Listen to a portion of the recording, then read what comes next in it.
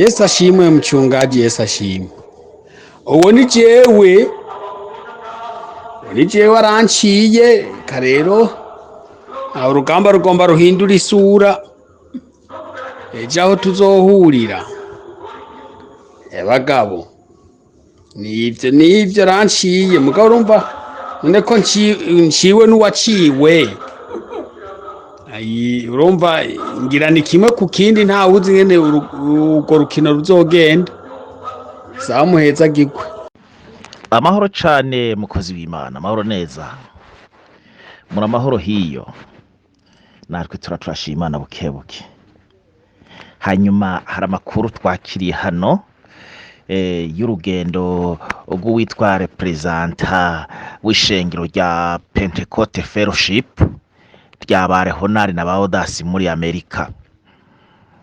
Turumva neza ko afashe urugendo aje aho ngaho mu Burundi.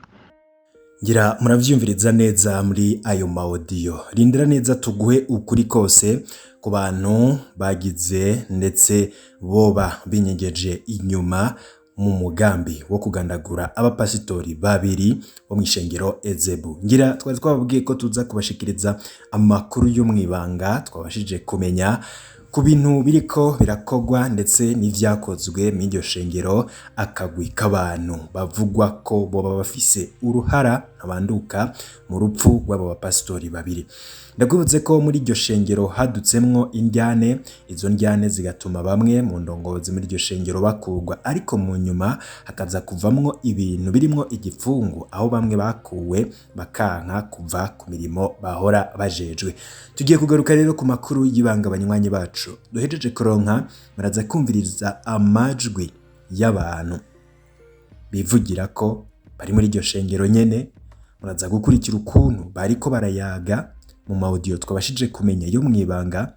Muraza no gutahura neza kinyegeje inyuma y'ibi bibazo vyavutse ndetse bishobora kuba vyaravuyemwo no kugambanirana hagati, bivugwa yuko biyita ko ari abakozi b'Imana nyamara ahubwo ari inkozi z'ikibi zaje kuvamwo abicanyi, bakagandagura, bakagambanira ndetse bagakoresha akagwi k'abasirikare mu kurasa abapasitori babiri bo mw'ishengero Ezebu mu Burundi. Muraza kumviriza abo bavuga ko uyo mupasitori yari kumwe n'userukira ishengero Ezebu mu gihugu c'u Burundi imbere y'amategeko. Uyo mupasitori we akaba yaserukira iryo shengero muri Amerika.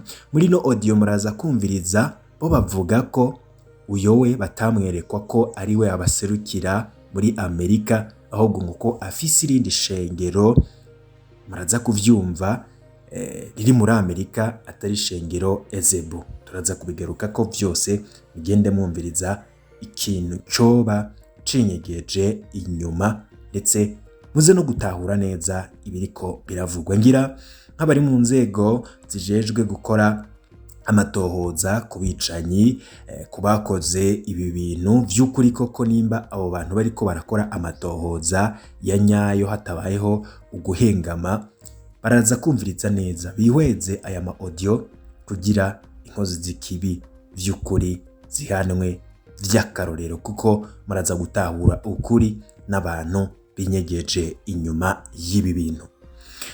Ni inkuru turi buze kugushikiriza mu buryo buramvuye. Wowe ico utegerezwa gukora conyene ni ukubana natwe ukanafyonda kuri subscribe niba utari wabigira, ariko nimba warafyonze kuri subscribe turaje twibanira mu makuru n'ibiganiro mwene nk'ibi, ya makuru mwanyegejwe, amakuru abatojwe neza n'umurwi w'abamenyesha makuru babahinga mu vyo gutohoza amakuru abayiko aravugwa irya nino. Ku banywanyi bacu rero ngira mbanze ndabahe kaze, ariko cane nko ku banywanyi bacu bahora basengera muri iryo shengero Ezebu. Turazi ko nabo badukurikiye kandi muri ko maratubaza ibibazo bitari bike.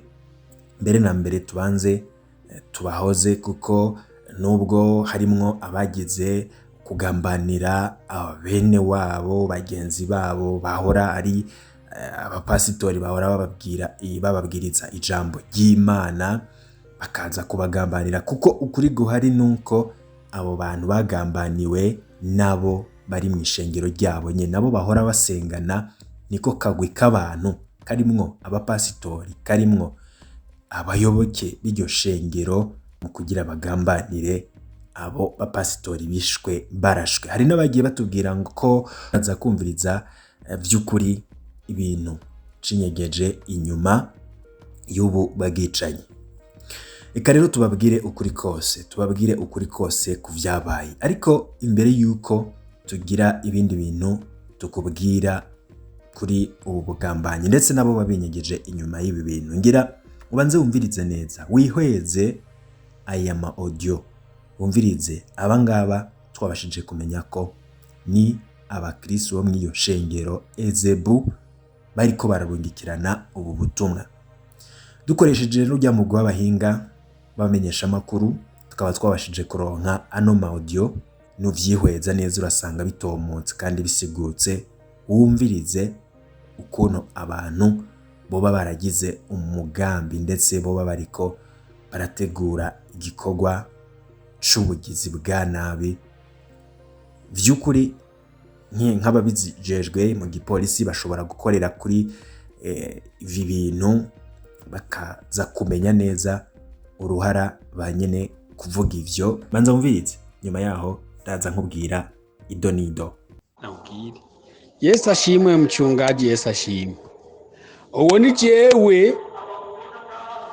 jewe aranciye karero, urugamba rugomba ruhindura isura, ejo aho tuzohurira bagabo nivyo aranciye. Mugabo urumva none ko nciwe n'uwaciwe, urumva ngira ni kimwe ku kindi, nta wuzi ngene urwo rukino ruzogenda. Sawa muheza gigwe. Amahoro cane mukozi w'Imana, amahoro neza, muri amahoro hiyo, natwe turashima Imana bukebuke. Hanyuma hari amakuru twakiriye hano y'urugendo rw'uwitwa representa w'ishengero rya Pentecote Fellowship rya Barehonari na Baodasi muri Amerika. Turumva neza ko afashe urugendo aje aho ngaho mu Burundi, waje gufasha arabani urugamba. Okay, mu audio navuze nti rero abantu baraho Nyanzarake bari kugendera mu kimodoka batazi carico, kuko intambara bariko rabana ariko ararwana ndayimazemwo imyaka itari mike mu gihugu ca Malawi. Ubwoko bw'intambara rabana ariko arakora aho ishengero ririko rirarwanirwamwo n'irindi gusa ntibiramenyekana. Bizomenyekana umunsi urubanza rwasomwe neza kumva ko ivyo guhagararira misiyoni ngaho birangiye. Nguwo araje rero kumufasha urugamba nk'uko bariko barakora hanze y'u Burundi. Nuko bimeze rero. Sawa. Ni Pentecote Fellowship muri Amerika, ntabwo ari Ezebu. Urumva rero ishengero rya Pentecote Fellowship riraje gufasha arabani. Hama ikibazo rero mu mvugo bavuga ngo naba Ezebu, ariko izina siko riri. Sawa. Amakuru nayo rero mudukurikiranire hafi ngaho, ibiri ngaho muzoza muduha amakuru. Murakoze cyane.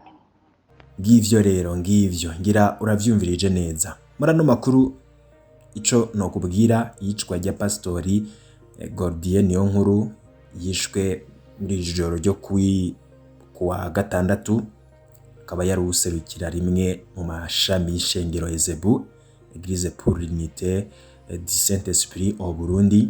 Iryo shengero ikaba riri mu yakera mu Burundi, riri mu njyane zifatiye ku burongozi. Hakaba haheze amezi atari make umushitsi rero yari yavuye muri Leta Zunze Ubumwe za Amerika, nawe nyene akaba yarashwe, nawe akaba yacikanye. Ariko nkuko mwavyumvishe muri ano ma audio, abariko bavuga ko uyo mushitsi yari yavuye muri Leta Zunze Ubumwe za Amerika, vy'ukuri ngo adaserukira shengero Ezebu, ahubwo ngo afise irindi shengero akoreramwo muri Amerika. Kubw'umuryango w'uwo mupasitori akagandagurwa n'abantu bambaye impuzu z'igisirikare, bamenyeshe ko ari umuntu yari yambaye impuzu z'igisirikare c'u Burundi yarashe uwo mukozi w'Imana aca apfa ubwo nyene.